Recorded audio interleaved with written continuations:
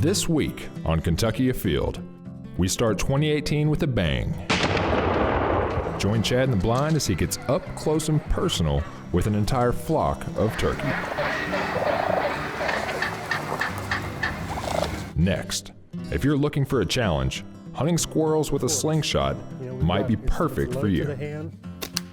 Nice shot. Then we visit one of the state's most rewarding fisheries for some winter fishing fun. Here we go. It's all next on Kentucky Afield. Yeah, we got one. Sweet. Got a muskrat? Yeah. Good job. What do you know about that, man? That's a good fish, man.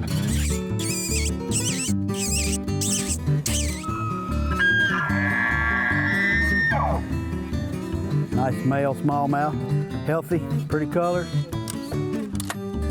Cody, here. Find us one more good pheasant, Cody. As biologists, we catch ducks and we place bands on them. And it's just a really excellent place to see cottonmouths. What do you think? That was pretty fun.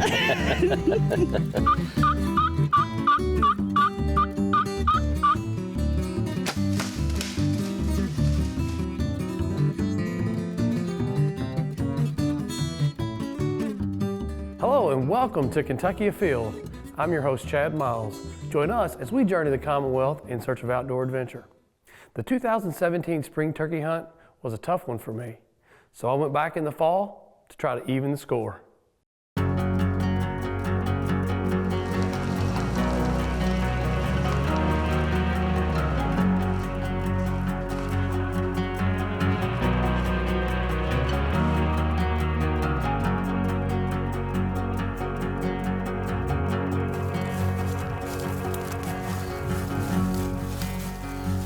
Feather right here.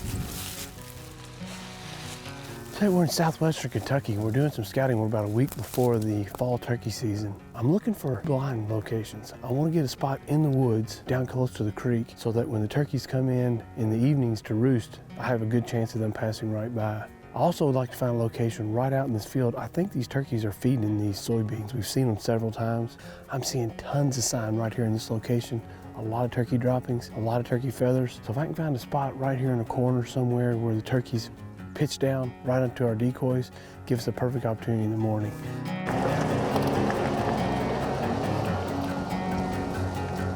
Well, we've got our blind set what we think is going to be a great location for this fall turkey season. The only thing left to do is to shoot this shotgun and make sure it's holding a good pattern. I recommend doing this from about 30, 35 yards.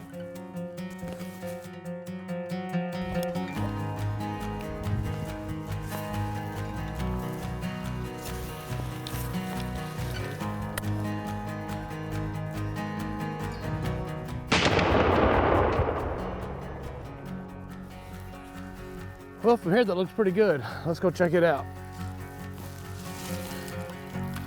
Looks like it's just a little bit to the left. That could have been a pull, but still have plenty of beads in that turkey's head and neck area. Looks like we got 1, 2, 3, 4, 5, 6, 7, 8, 9, 10, 11, 12, 18 to 20 shots in the vitals of this turkey's head and neck would definitely be a good humane kill.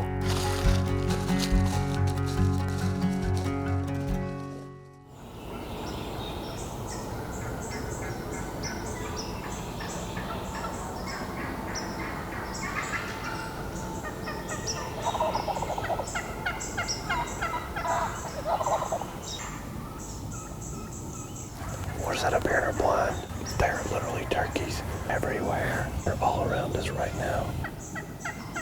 Before we even got our decoys out, we could hear turkeys around us. And as the morning light gets a little bit brighter, they're getting more and more vocal. You can hear them behind me. They're really close. Perfect situations. A couple of these turkeys fly down and we get a chance at a big gobbler. They could be pitching down out of the limbs any second. And when they come down, they're probably going to land right here in this field. It's about to go down. Here they come, they're pitching down.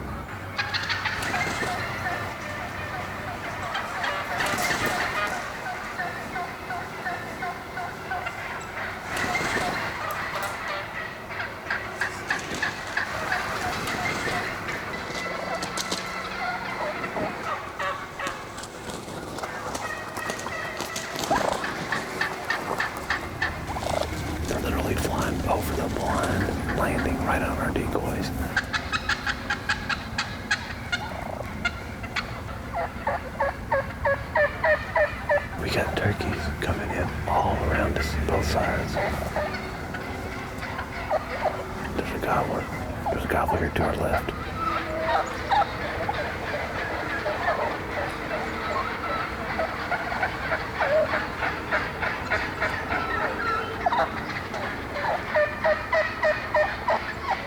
He seems pretty interested in our decoy there. We got our Jake decoy up there and he's checking it out. The hardest thing about this is going to be getting a clean shot at that gobbler without having another turkey in the line of fire. Man, they are all over us. This is pretty exciting. He's getting out there in the open.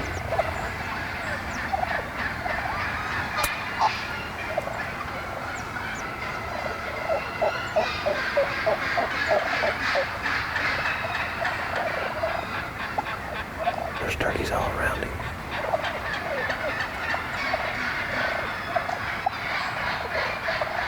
I need to try to get a shot in the next little bit because he's starting to walk away.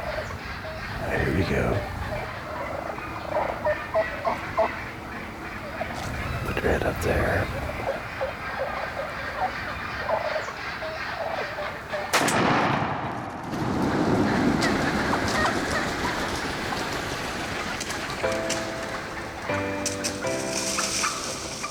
I've never had so much trouble getting a clean shot. These turkeys pitched down on us. We had them everywhere, and there was only one longbeard out of all of them. And we watched them, and they kept coming, and they kept coming. I had so many eyes on me. I was worried about getting spun around to take that gobbler, but he started making his way out there, probably about 35 yards. Finally got a clean shot. What a good time.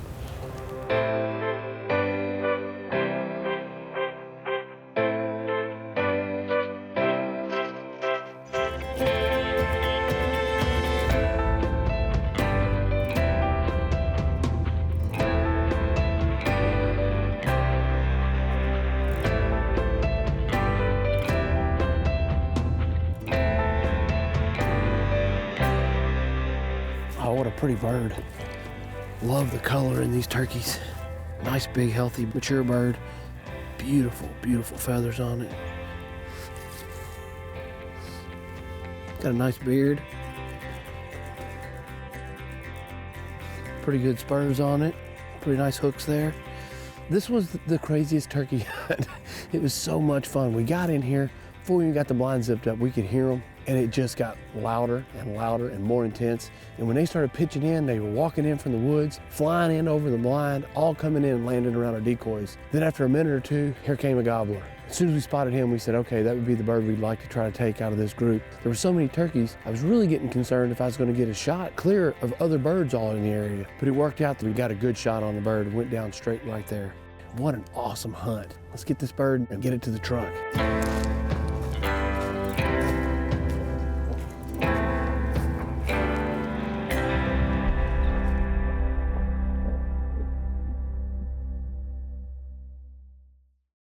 There are many ways to go squirrel hunting. You can use a rifle, a shotgun, and here's a way you may not have thought of.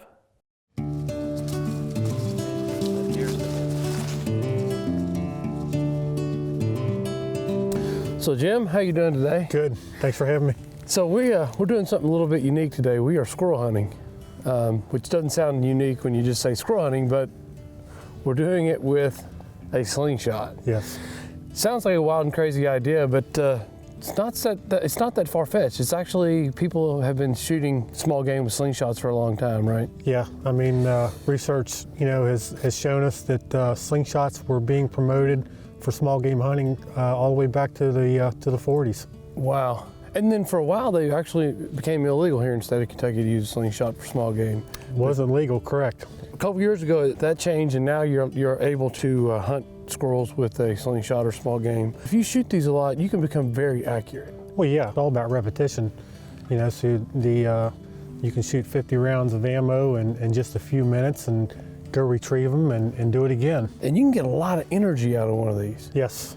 Like how much energy on something like this are we talking about generating? I mean, for what we're using for squirrel hunting, I mean, we're getting right around 7 to 8 foot-pounds.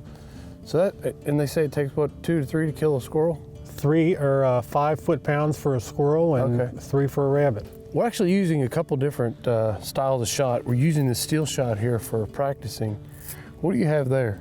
This is lead buckshot. So for hunting, for more energy, you prefer shooting the lead. Absolutely. How did you get interested in this? Well, I'm an amateur radio operator, and there was try to make the story as short as possible, there was an ice storm about 10 years ago, and the antenna came down. Some local ham radio operators said, go get yourself a Slingshot from the sporting goods store and tie a sinker to some fishing line, shoot it up through the tree, and you can pull your antenna back up. And they give you some ammo with it. And I started shooting the ammo and just started liking it, started doing research on it. You started building your own slingshots and started shooting, and you've actually competed. I won the East Coast Slingshot tournament 2 years in a row, 2010, 2011. A couple things to remember when shooting a slingshot: eye protection is very important. Yes. You're shooting a piece of steel or lead that can ricochet. Well, it can ricochet, and then we're also using bands that don't have the lifespan of a commercial band. So they're gonna shoot really good, but they're gonna wear out a lot quicker. Mm-hmm. All right, so we got a range set up. We're ready to go. The way you hold this here, and you got the different parts and pieces on here. One is a wrist strap. It's very important to have a wrist strap on Safety there. lanyard, yes. So it's a certain way that you're holding. You're not really gripping and squeezing this slingshot. Pushing it away from you and stabilizing it. That's why we're holding it up high on the forks. Mm-hmm. We've got, it's low to the hand. We hold it up high on the forks because that stabilizes it, less strain on the wrist. You want to draw a straight line with the bands to the target, and you want to have good follow through. And it's about repetition, right? Right. If you keep doing it the same way, your eyes will ultimately adjust and muscle memory. Help you find the target. Yes.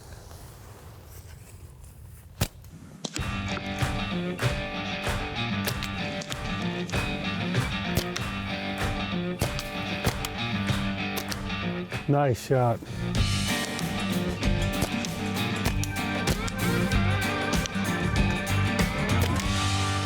Well, Jim, I think I've seen you hit 3 of these in a row, so I think it's about time to see if we can't find a setting gray squirrel. I agree.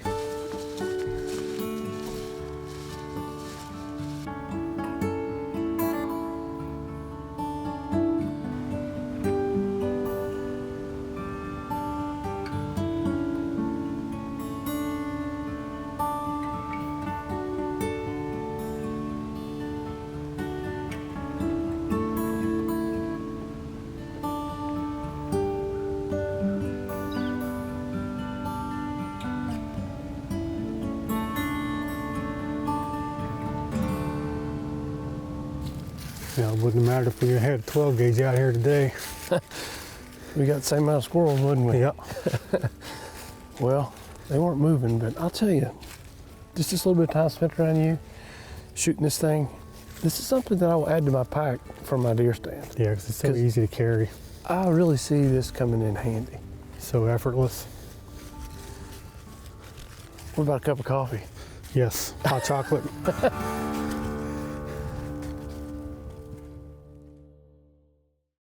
Now let's check in and see who's catching what and where in this week's fishing report.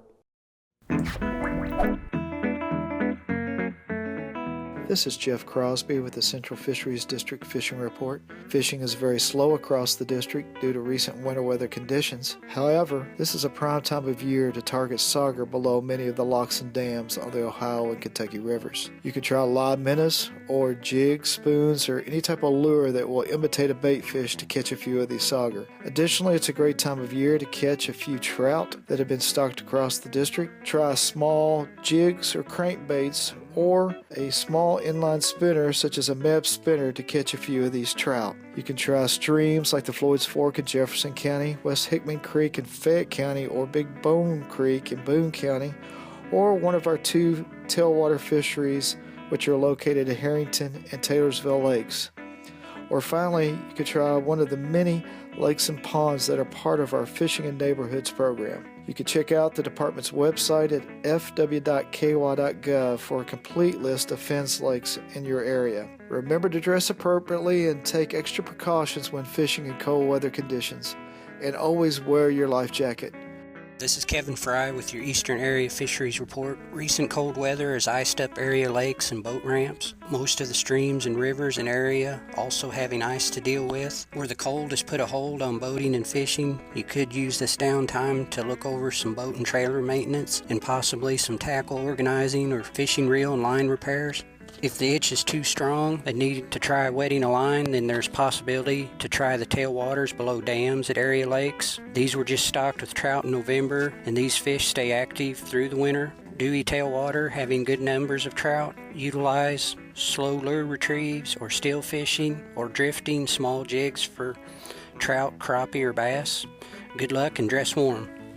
This is Adam Martin in Western Kentucky. On Kentucky Lake and Lake Barkley, we've been dealing with unusually high water flows and freezing temperatures, which have made crappie fishing tough. Before the freeze, the best fish were being taken with jigs tipped with minnows in 10 to 30 feet of water near brush. Use your electronics to locate fish, and remember that spider rigging is the most effective searching technique this time of year. Many of our bays and ramps are frozen, but if you decide to brave the elements and turn your boats into icebreakers, please wear your life jackets. Now would also be a great time to restring your reels and study your fishing charts. Good luck and stay warm.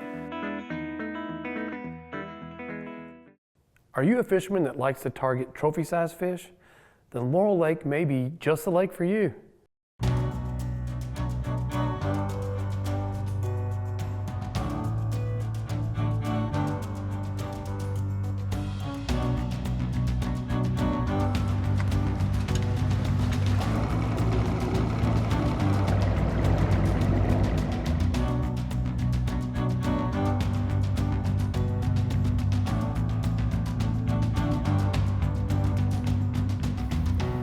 So this morning we're out here with John Williams. We're going to fish Laurel Lake. John, this is a wonderful lake to come out and fish the trophy fish. Now, it can be tough. It can be a tough lake. You know, it's the thing I like about Laurel is you've always got the chance of catching a truly large fish. The biggest smallmouth I ever saw come out of here was almost 8.5 pounds. And then I've lucked out and caught one a little over 6 and seen some caught in the same boat that were, you know, pushing 7. So usually this time of year, if you catch a fish, it's a real nice one.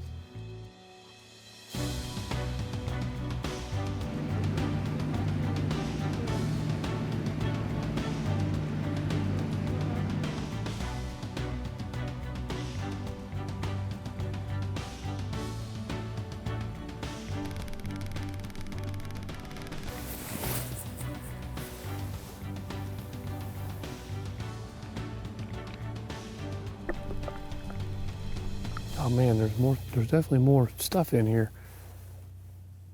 Like, look at my rod tip. I'm coming up on some. Yeah. Yeah, there's some snags down here, a little bit of woody structure.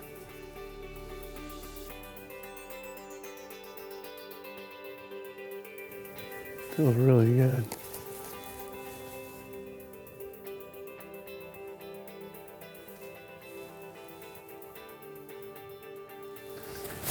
Here we go. All right.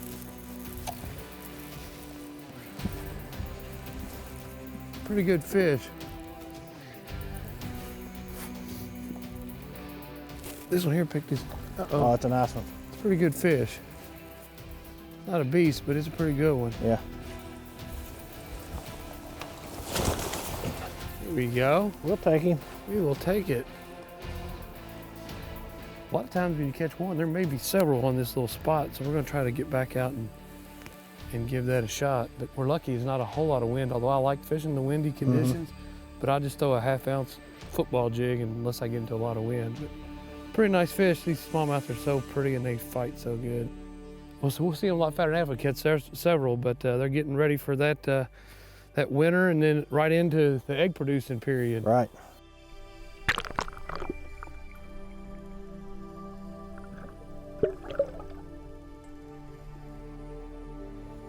Still got that swim bait on there, huh? Yeah. Like I say, if you favorite baits in the world. A lot of times, you know, the water's in the 40s. I've heard people say, it's too cold for that swim bait. Shoot. Hey, those fish are down there. They're eating bait and shad as it comes by. Yeah, I mean, you slow it down. They're kind of struggling now with the water temperature, so they're easy pickings, you know. Joe Bump. No, just coming up through that rock, it all feels so good. Now I do. Same bait, about like the last fish.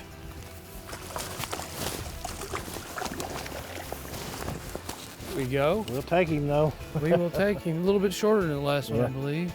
Another on the jig. Where's those trophies we've been talking about? They're in here, believe me. Hey, but we'll take these all day long. We'll take these all day long. And this is, this fish here is a year or two away from a trophy. So this fish is 16 inches. So give it a couple more years, this will be a 4 pound, 20-inch fish. So beautiful fish. I love how these smallmouth are marked up, and they just fight so different. Such a beautiful fish, especially during the wintertime. And they're healthy. Yeah. Nice Looks fat, good. nice fat fish. Good job. We'll get that one back in there and try to get another one.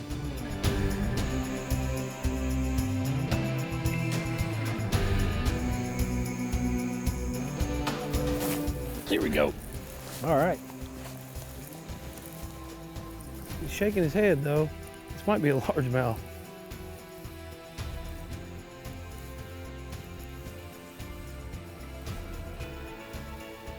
What I It say? is a largemouth, yeah. Tell by the head shake. Like, well, caught a greenfish. You've been saying that the largemouth population is really coming on here. It's coming on. We're getting a lot of fish that size and bigger. That's probably 16 inches About or a so. 16 And we inch get a lot of fish, that 15 to 18 inch largemouth now. So good healthy population of largemouth in here too. They fight so different. When I hooked that fish, I mean, I knew pretty quickly that it wasn't jumping and it wasn't fighting like a smallmouth, but you know what? It's a great fish. Glad to have it. We'll get this one back in the water and try to go get another one. All right, sounds good.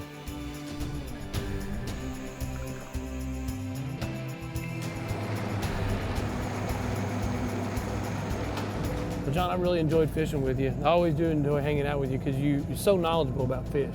30 years you've accumulated knowledge of being on some of my favorite lakes. Yeah, I feel fortunate. I've had some nice offices. Lake Cumberland, Laurel Lake, Dale Hollow is a pretty nice place to spend your days. Yeah, I mean, the beauty of the wildlife we've seen and the quality of the fishing is just fantastic. We've seen all kinds of birds today and all kinds of deer. And this lake, you come out here and you go fishing, and we came completely blind. This lake is really a lake you come to catch a trophy fish. We talk about the sizes of the fish that can be here, but we caught enough to keep us interested. Right, that's kind of what, I mean, I've had some tough days. We did catch fish today, and or at least you did. I was kind of dead weight in the boat, but if you catch a few fish and then the chance of catching that truly the trophy fish of a lifetime is here, and I think that's what brings a lot of people back. I absolutely love this lake. Yeah. It's a beautiful lake. And it is a beautiful lake. I've enjoyed it.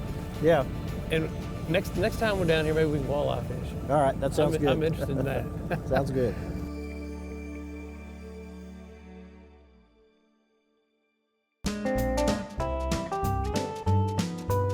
Now let's see who else is out there having fun as we check out this week's ones that didn't get away. Here we have Jake Tucker with a really nice buck with a 20.5-inch inside spread that was taken with a muzzleloader in Greene County. Nice job. Here's a really nice Elkhorn Creek smallmouth bass, 18.5 inches, caught by Jeff DeWalt. Nice fish. Here's a nice photo by Dave Balassa of a smallmouth bass from Elkhorn Creek. This fish was caught and released. Nice job. Check out this huge crappie by David Wren of Danville, Kentucky. It measured 17.25 inches long, caught in Washington County. Nice job. Here we have Bryson Dale Avis, who's 7 years old, who took his first deer with a bow and arrow. Nice job. Check out this nice 11-point buck by Danny Polly of Edgewood. He passed several nice bucks and waited for this big one with his black powder gun hunting with his dad. Here we have Toby Foster of Georgetown, Kentucky with his first doe taken during the youth weekend. Nice job. 11-year-old Daniel Lancaster is pretty proud of his first deer. It was taken during the youth firearms season in Ohio County. Betty Ann Nally of Nelson County took this nice deer while hunting in Cumberland County. Nice job. Here's 6-year-old Benny White with his first deer ever taken during the youth gun season in Henry County, Kentucky. Nice job. 2018 is going to be an exciting year for Kentucky Afield. Get out there and create your own outdoor adventure. And remember, hunting and fishing on private property is a privilege. Always ask permission and thank the landowner. Till next week, I'm your host, Chad Miles, and I hope to see you in the woods or on the water.